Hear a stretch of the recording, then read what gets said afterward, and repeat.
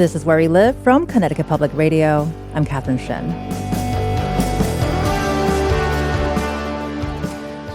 Artificial intelligence is changing the way we work, learn, and live. But as its impacts our daily lives grow, who decides on its ethical boundaries? Last week, Pope Leo XIV joined the global AI debate in a major way. In a new papal document, the first American pope warned that humanity is at a crossroads. This hour, we'll dig into why the Vatican is weighing in now and why it matters. And later, we'll bring the conversation closer to home with an update on AI regulation right here in Connecticut. Joining me now is Nancy Del Valle, who is the director of the Center of Catholic Studies at Fairfield University. Nancy, thanks so much for joining us this morning. Thank you. Happy to be here. And also with us is Michael Lynch, who's a writer and professor of philosophy at the University of Connecticut. Michael, appreciate your time as well. Thanks for having me. So, Nancy, I want to kick off the conversation with you here to give us set up a bit of a background in terms of Pope Leo XIV, who has made AI one of the first major issues of his papacy in the encyclical that was over 40,000 words long, which I'm assuming is quite the big deal. But can you explain to us what exactly is an encyclical and what's the importance of these documents to the world's 1.4 billion Catholics? Thank you so much. And thank you for having me, because this is a very important document.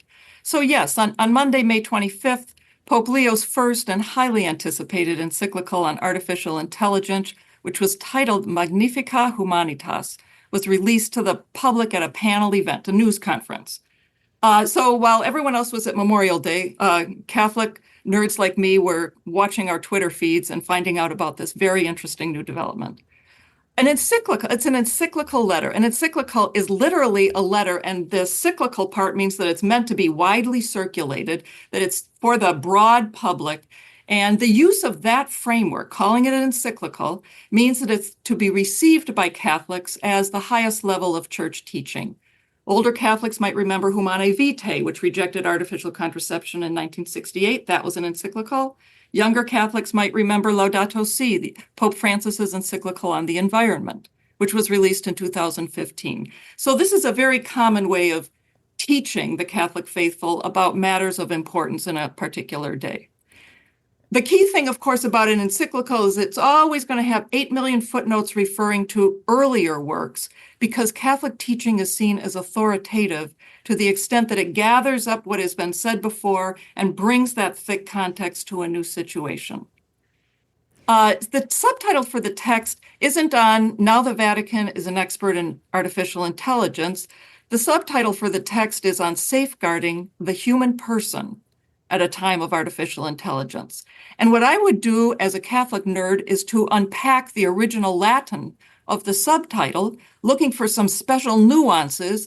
But in fact, here's another new move. This document was released in several modern languages at the same time, and there is no underground authoritative Latin text. This is new, and it speaks to Leo's sense that he is having to communicate to a new day. And so actually building on what you just shared there, I imagine there is some significance of him doing that, and also because he actually presented his own encyclical. So is it typical for popes to attend the presentation of their own encyclicals, let alone presenting them? It is not typical. I wouldn't overread this particular move. I think for Leo, the point is he was making his connection with Leo XIII. Leo XIV is our pope now. Leo XIII was pope in 1891. And he released an encyclical, Rerum Novarum, that kicked off Catholic social teaching, a long conversation about how Catholics engage the industrial age. So he's looking out at Europe in his day, in the late 19th century, and saying the Industrial Revolution has destabilized families, it has challenged the conditions for workers, and he puts forward a vision of kind of solidarity and human dignity that also, by the way, very much supports the idea of unions and associations for workers. And so when Leo XIV speaks to a new technological advance, he is very much trying to trace his very name to this long association with reflection on the human person as a worker in a particular technological and economic context. So before we dig deeper into the actual presentation, I'm curious to hear in terms of, because you mentioned this is of course a document specific for Catholics. I imagine there's a lot of Catholics in the audience when this presentation was made, but especially with how much information is out there with our access to the internet, is it more than just for the Catholic audience today? Absolutely, absolutely. And so, the Roman Catholic Church, can you name right now off the top of your head the leader of worldwide Lutheranism, right? Can you name the single leader of Judaism throughout the world and in all its manifestations, or Islam or Buddhism? The Catholic Church is weird in that it has this very hierarchical organization with a single authoritative head. And in this case, it means that he has the authority and sort of the visibility, and partly because he's an American, the possibility of speaking clearly to a global context about a situation that he says impacts all of humanity, and he sees himself as speaking in that sense, urbi et orbi, to the church, but also to the world. And Michael, I want to come to here, Michael, with UConn. In this presentation titled Magnificat Humanitas, so the Pope asked questions like, where are we going? And what direction should we choose as a people? This seems to be really big philosophical questions. Why do you think they feel especially urgent in the age of AI? Well, I think what's important about these questions, I guess, is they're really about us, human beings, first, and AI second. Nancy touched on this. He's not asking, where is AI going? And what's AI going to do? He is talking about that, but that's not his focus. The questions he's asking are about what we are going to do, and more importantly, what we should be doing with or without AI.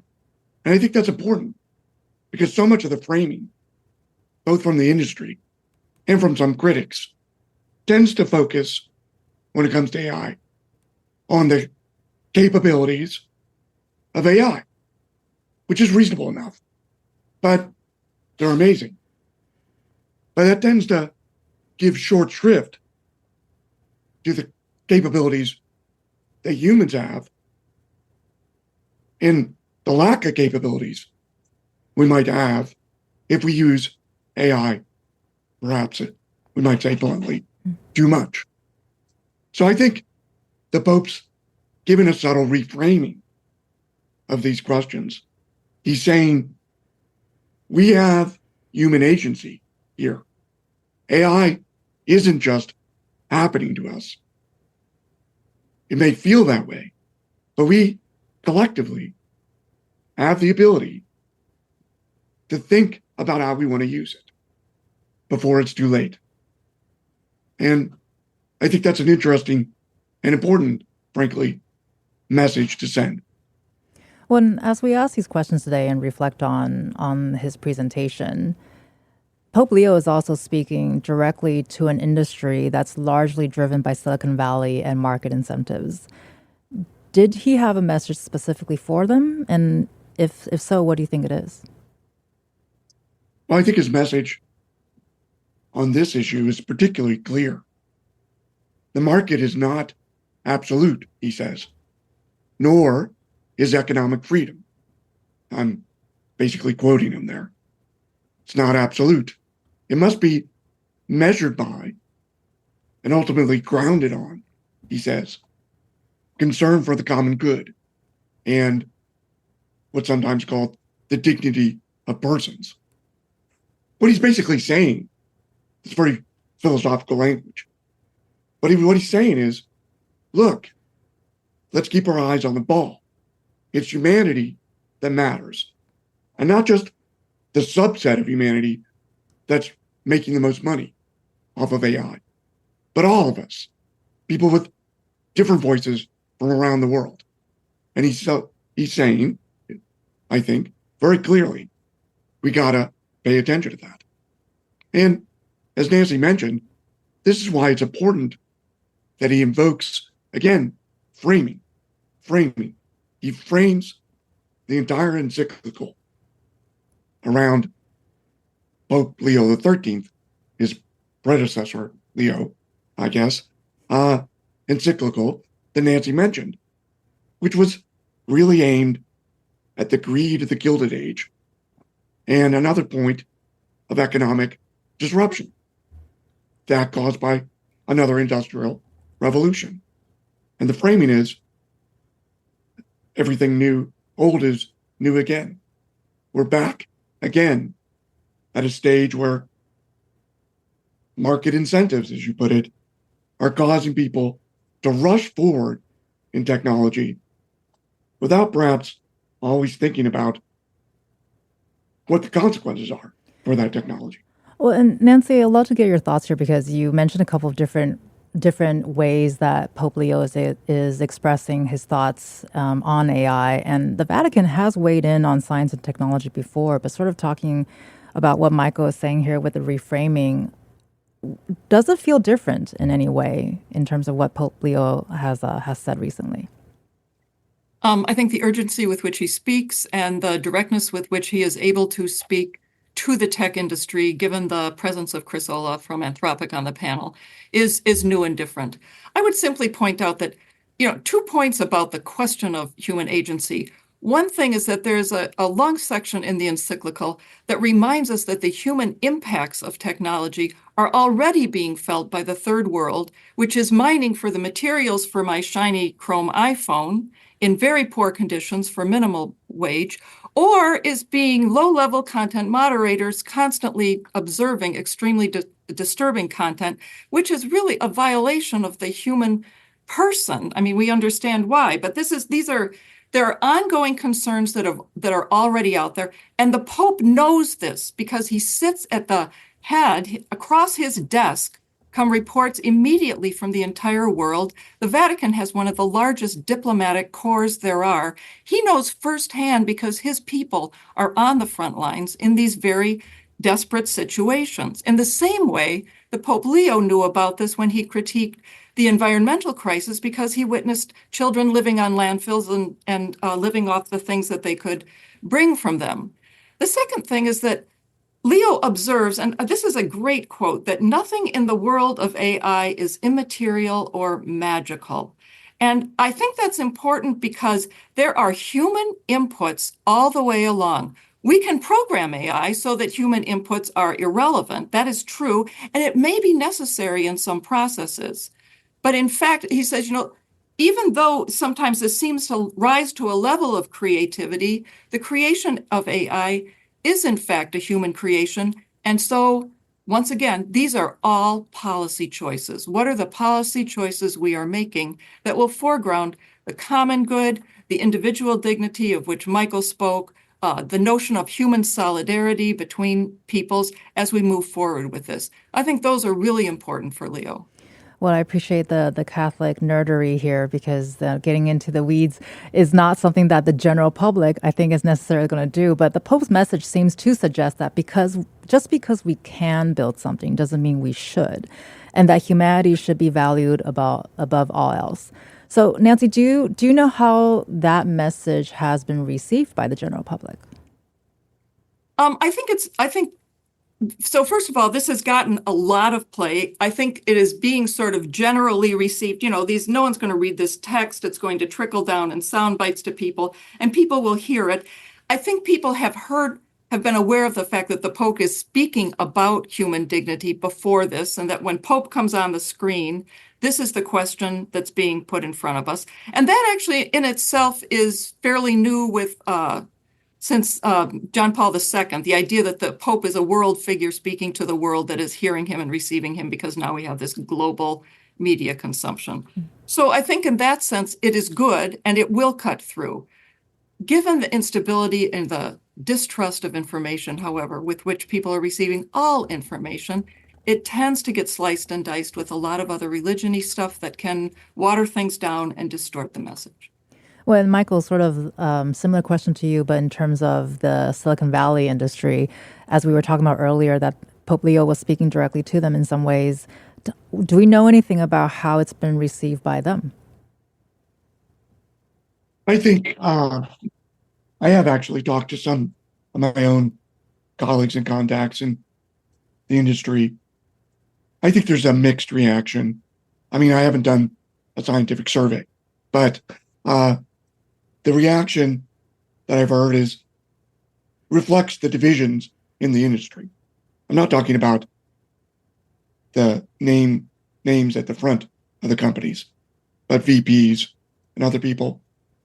And there's a division where some people are worried, very worried, about the same issues that the Pope is worried about, and other people that think, and this is reflected in society too, other people that are like, oh, come on, there's always these worries with technology. You know, everybody's always so resistant to change. And so there's a sizable contingent of people, both within and without the industry, who react with some cynicism about messages like the Pope's. Well, and speaking of people who are not at the forefront of those companies, we do have the younger generations in particular who are very anxious about how AI could reshape their opportunities for work.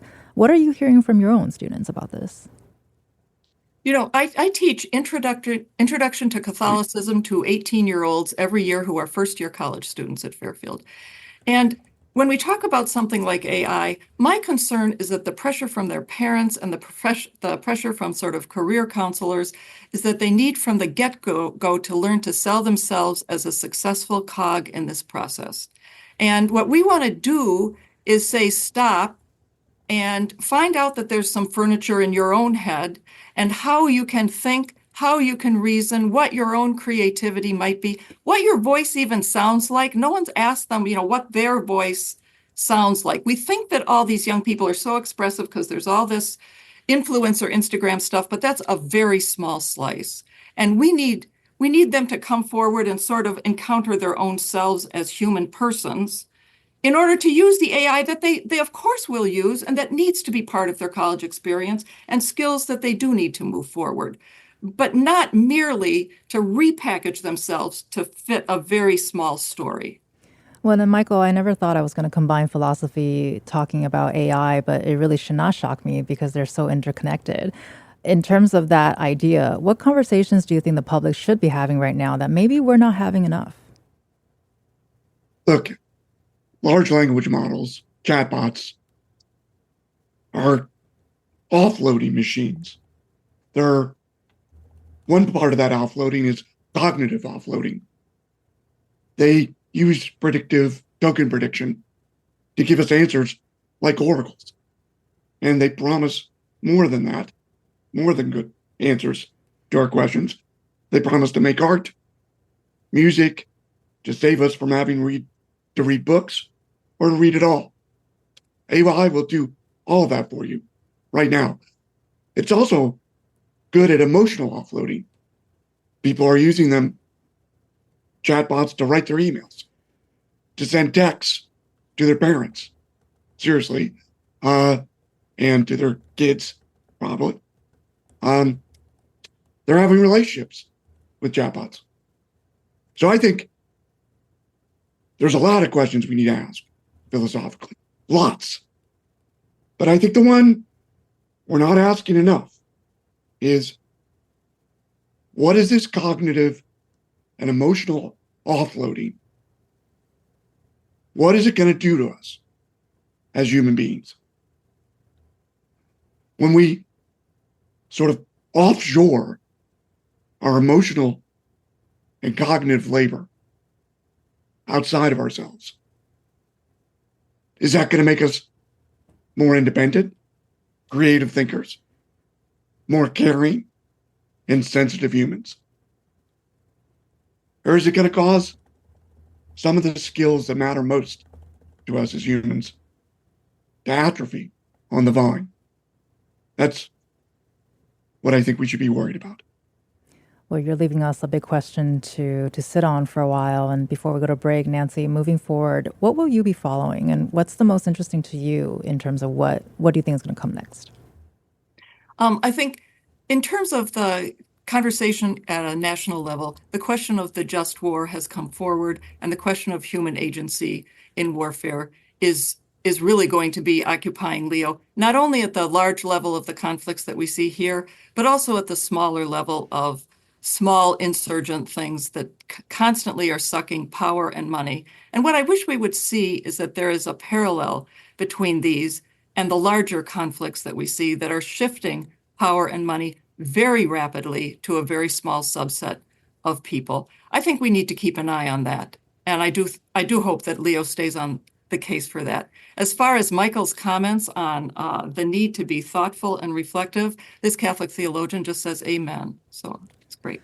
Well, we'll certainly be returning to this conversation at some point to get another update. Thank you so much for sharing all of your stories with us. You've been listening to Nancy Del Valle, who is the director of the Center for Catholic Studies at Fairfield University. Nancy, appreciate your time. Thank you. You're also listening to Michael Lynch, who's a professor of philosophy at the University of Connecticut. Michael, great to talk with you today. Thanks so much. And after the break, we dissect a recent Quinnipiac University poll showing how Americans feel about AI's growing presence in their lives.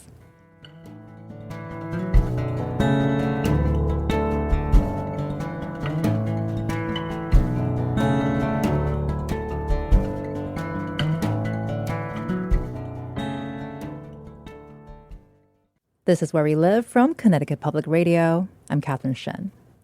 Pope Leo recently presented his stance on AI, calling for caution and a commitment to prioritize humanity over technological advancement. But how do Americans feel about the presence of AI in their daily lives? Joining me now is Chetan Jaiswal, or Dr. J. He worked on Quinnipiac University's national poll of adults examining attitudes about AI. The results were released in March before Pope Leo's encyclical. Chetan, thank you so much for joining us today.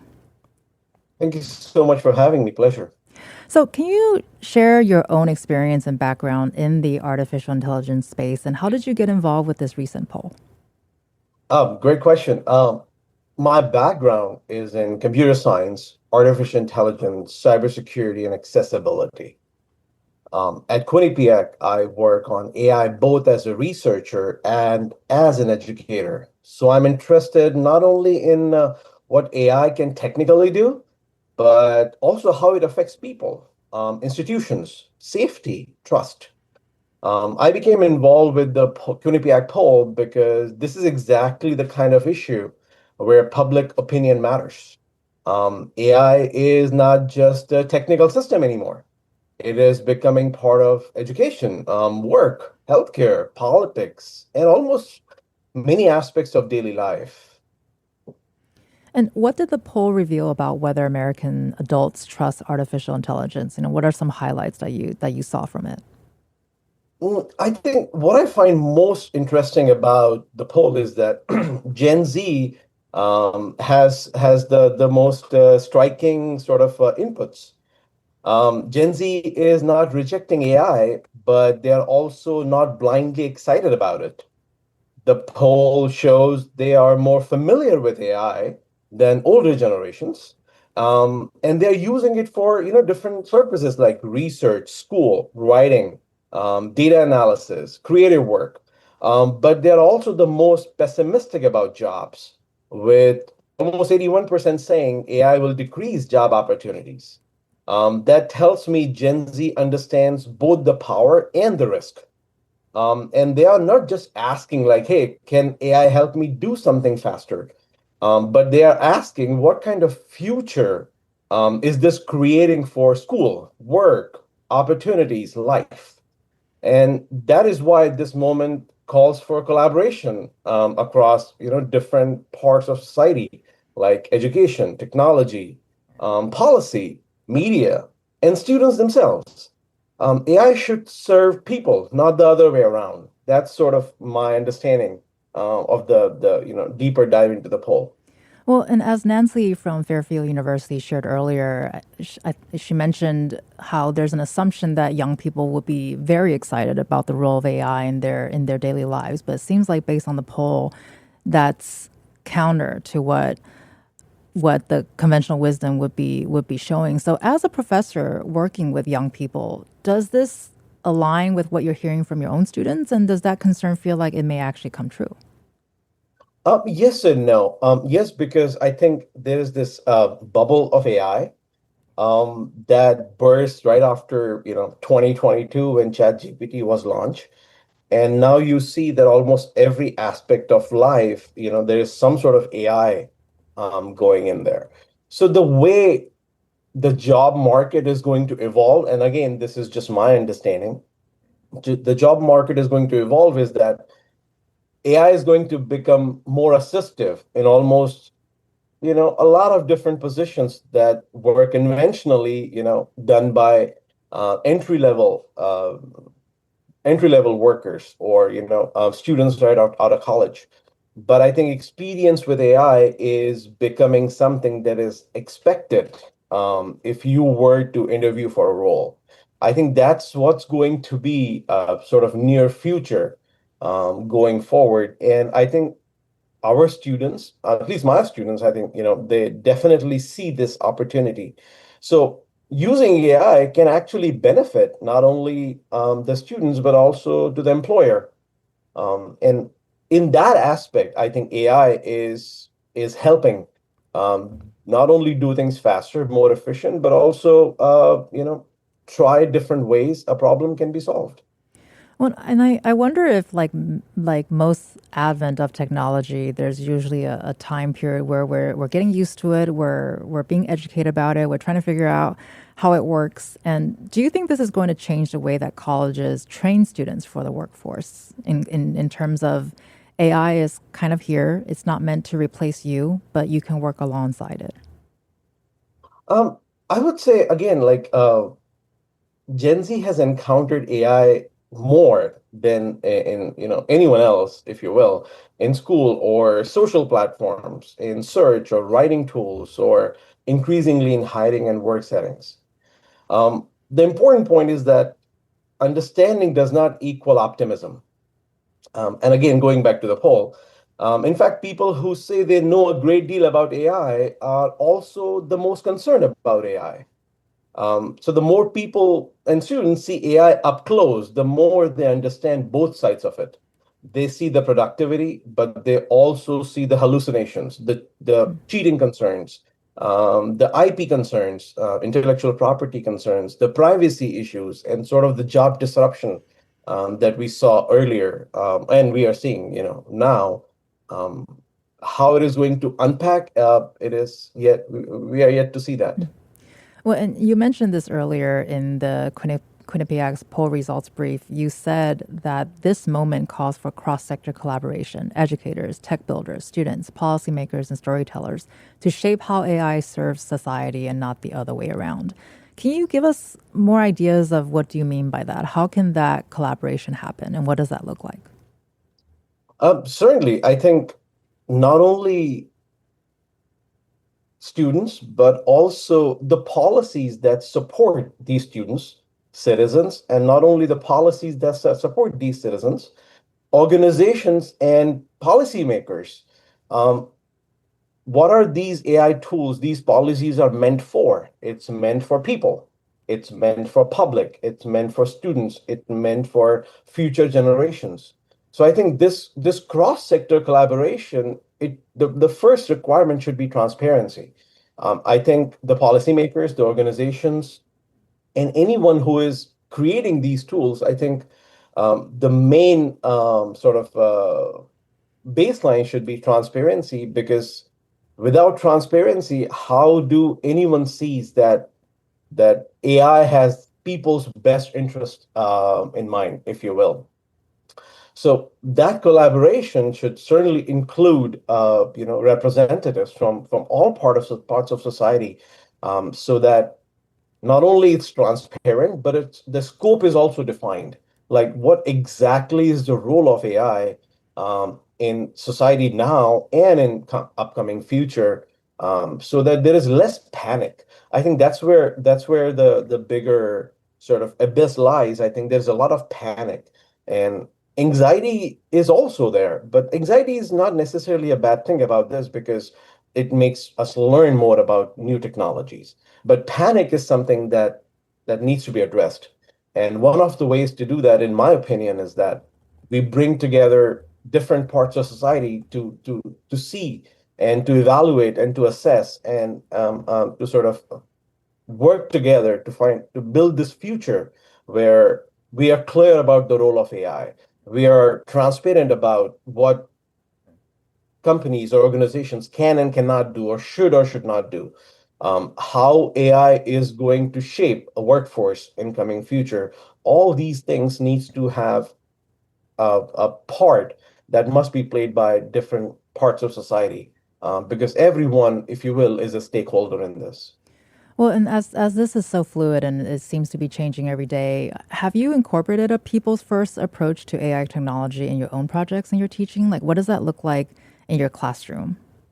Oh, absolutely. I think I have almost all I have done in my research it's a people first approach. A people first approach in my mind means I start with the human problem, not the technology.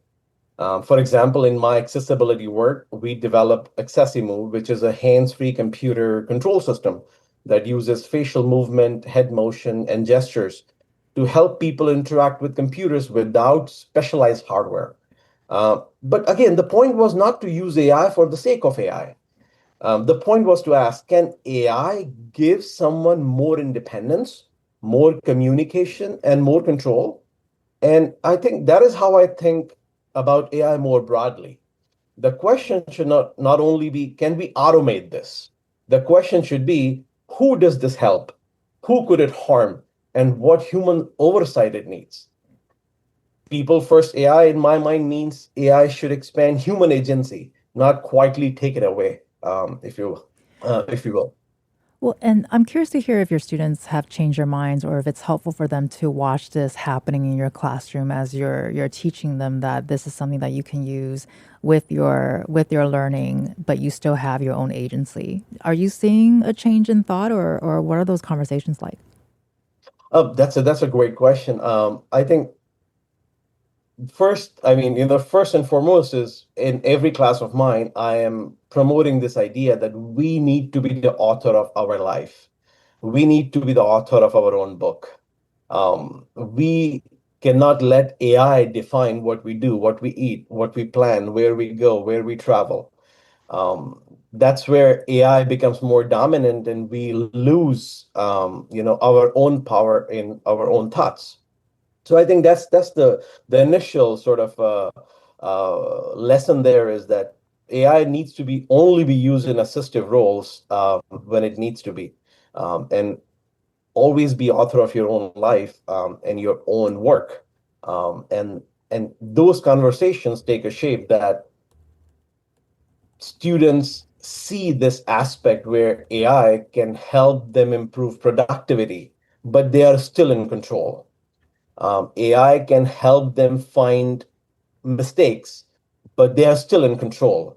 So as long as we are using AI as, I give this example, which is a very rudimentary example. I think as long as we are using AI like a calculator, if you will, as an assistive role, I think AI is certainly an addition to make things better. AI is certainly should not be used as a replacement. AI should certainly not be used in autonomous mode. AI should not certainly be used, it certainly should not be used as a decision-making tool. But I think as long as the assistive role feature of AI is well defined and has, supported by policy and transparency, I am hopeful that AI can serve good in the society. When before we go to break, based on what you just shared, curious to hear what areas of public perception of AI are you most interested in watching evolve throughout the next, say, 5 or 10 years? Oh, I think I'm definitely more interested in policy, like I said earlier, but also how jobs and education and control is changing or evolving in near future. That is something I certainly want to keep an eye out because all of this technology, I think, is for people. So how people perceive technology is really very interesting to me. You've been listening to Chetan Jaiswal, who's the Associate Professor of Computer Science and Associate Chair for Computing at Quinnipiac University. Thank you so much, Chetan, for being with us today. Pleasure. Thank you so much. After the break, we narrow our focus to Connecticut, how are state lawmakers grappling with AI and the race to innovate. Stick with us.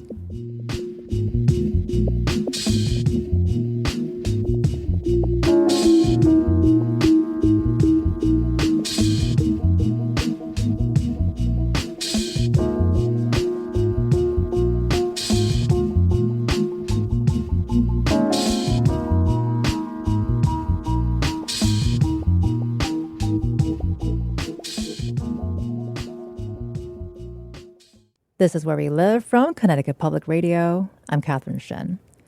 As the world grapples with AI technologies and its growing influence, so is Connecticut. In this year's legislative session, AI technology was a talking point. So, what regulations passed and where do concerns still linger? Joining me now is PR Lockhart, who is the economic development reporter for Connecticut Mirror. PR, thank you so much for coming back on the show. Thank you for having me. So you've been covering this area for during this session, and Governor Ned Lamont recently signed Senate Bill 5. So it's a formal signing ceremony that is going to follow this, and the bill introduces protections and regulations of AI pretty soon here.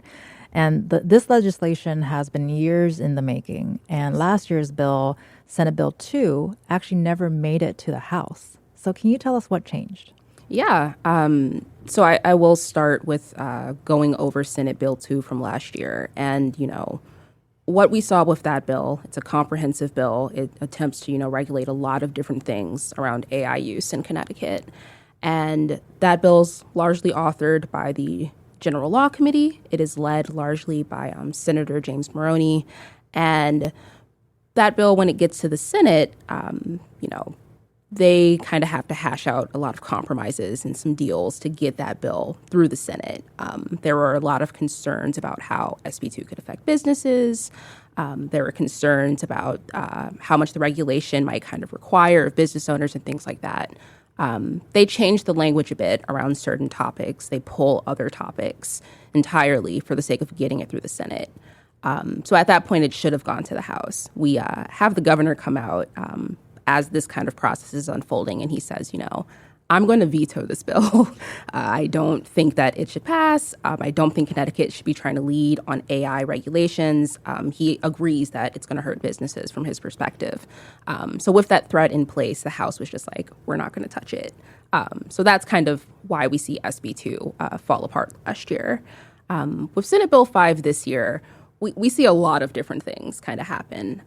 For one, we see the legislators, again, it's led by the General Law Committee, and Senator James Maroney is kind of the lead author. We see them do a couple of different things. One, they decide to target. They focus on what Senator Maroney says is focusing on uses rather than users.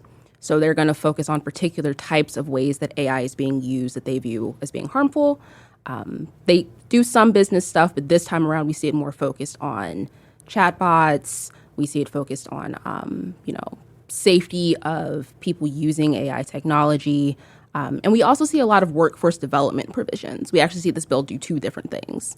One half of it is regulating AI. One half of it is actually trying to outline responsible AI use. So we see that happen. Over the course of the session, we see some more amendments happen. We actually see Governor Lamont's preferred social media legislation rolled into the bill. We see some other committee legislation on employment rolled into the bill. And basically by the end of the session, we see so much has been kind of put into SB 5 that it seems likely that it is going to pass. And that's why we've kind of seen the governor, now take a different approach and say, yes, I do agree with this. I do support it. We've seen him sign it as of last week. And now we're going to have this, event in Hartford this week of everyone kind of, celebrating what has made it into law. Well, and it seems like there's a lot of focus on business and kind of going back to the thread of Gen Z being very concerned about getting a job, finding a job, the process of job applications, because that has changed significantly. Yeah. So can you talk about if part of the discussions over the last 2 years during session was how AI got used in the hiring decision part of that? Mm-hmm. So that was definitely a big factor in what we saw with SB2. We see that bill in particular talk about this thing called algorithmic discrimination, which is, the idea that because of the, information that AI systems use to kind of generate, whatever you ask them to generate for you, AI can produce biased results because biased information might be used to, kind of go in. And so we see a lot of focus on algorithmic discrimination in SB2. Businesses were worried that they were going to have to, complete bias audits and things like that. That would have been very time and labor and financially, honestly, intensive for them. When we get to SB5, we don't see that. We see a lot of that. We see a lot of that language pulled. Instead, this year, actually, when we talk about AI in businesses, we actually see a lot more action happening in committees outside of general law. We see other committee chairs decide that they want to take a crack at it. The Labor Committee has a bill that kind of looks at how AI is being used in employment. We see the Finance Committee have a bill that comes in very late towards the end of the session that actually proposes taxing, employers that replace a lot of their workforces with AI. Those kind of lead to some backlashes that I think SB5 itself was trying to get around. SB5, to the extent that it focuses on employers, is more so saying, hey, if you use AI, you need to let either your employees or your job applicants know that it has been used. And that's really where SB5 itself focuses. But there were a lot of conversations around, just businesses in general. Right, and this idea of transparency was mentioned earlier. And because, so you mentioned there are several committees on this. Clearly, there's AI touches so many places that you probably wouldn't even think about until you're in these committee meetings. Can you talk about some of the groups that advocated for workplace protections during sessions, and what are some of their concerns? So, we see a lot of union support for the most part of these protections. We see it depends on the actual group. There are some online, privacy and online liberty groups that do support SB5, and there's a companion bill called SB4 that they also kind of weigh in on. Those are kind of like the main groups. But I will say that this year, a lot of the drive was primarily fueled by, the General Law Committee and the AI caucus itself, because those lawmakers have been talking about this topic so much, they kind of already knew they wanted to approach it.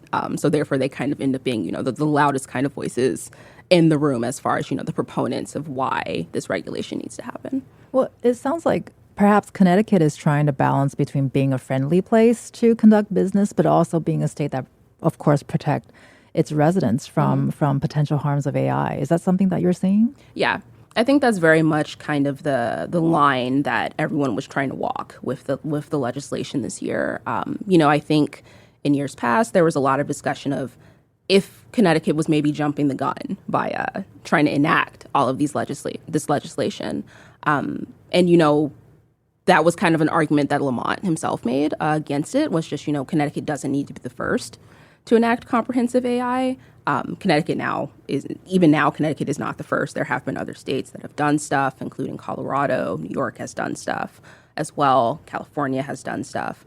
Those were kind of that's kind of the space that we now see SB5 kind of, enter is, there's now more AI regulation, but there is still this question of exactly how much you should be doing. There is still this question of exactly how will it affect businesses. I think that's the question moving forward for SB5, honestly, is, if a business does run into something, will lawmakers want to take a look at that? Their argument is that they've really tried to lessen business impacts, so I don't think they're expecting a lot of business community stress in the coming years, but we never know. We kind of got to wait and see exactly what happens. Well, and as this is happening, how has the federal government impacted Connecticut's stance on AI regulation? Yeah, so, we've seen in the past couple of months, we've seen the federal government, we've seen President Trump in particular try and argue that the federal government itself needs to be the one that enacts AI policy. The concern is that if every state adopts its own regulation, we could then have what's called like a patchwork of state laws. And, Right. if I'm a business that's operating in Iowa and then I also have a operate in Connecticut, I could have to do different things around AI in both of those states. And that could affect things. So the federal government argues that, hey, we need to be the ones to establish what our regulation is going to be, and then every state can kind of just have the same plan. So it took a while for us to actually see what the federal government wanted to do. They rolled out earlier this spring. They actually finally released, the federal administration's proposal for the framework. I think there's going to be some discussion over if that actually ever, Right. makes it to any discussion in Congress itself. But from what we've seen of the framework so far, it kind of tackles what might be seen as the low-hanging fruit. You should be protecting children with AI use. Sure. We should be trying to preserve low energy costs with AI use, things like that. It doesn't necessarily get into some of the thornier questions around, should there be regulation of, AI displacement of workers? Should there be regulation on how a business gets to use this? Should there be regulation around, if we're seeing that AI use is having an impact on certain communities, should there be, legislation and regulation that affects that and ensures that all people are still protected under it? It doesn't really, the legislation that is being proposed by the administration right now largely sidesteps that. So I think we are going to continue to see states kind of do what they think is best, Right.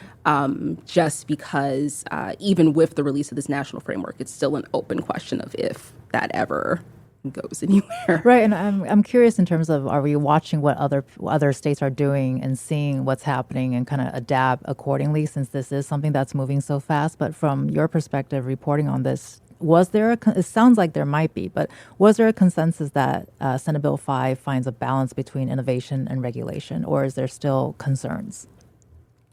I think the question of consensus is really going to depend on who you choose to include in that. I think in the building, this legislation did pass with bipartisan support, both in the House and in the Senate. So I'd say, among legislators, there does seem to be general agreement that this is what needs to happen at this point. Once you broaden that, that question becomes a lot harder to answer. The Connecticut Business and Industry Association, the state's largest trade group, they certainly, even after the changes, still see this legislation as, having a negative impact on businesses, and they still are raising concerns about it. So, there is still some business concern, but within the building itself, they did kind of come to an agreement. Well, as we end this, are you following anything AI related after this? Yes, there's actually a lot more AI stuff to do. For people living in Hartford, I think they might be aware of this already, but Hartford's in the process of constructing an applied AI center that's going to focus on workforce development. I will be kind of, just looking at that and kind of how that's rolling out.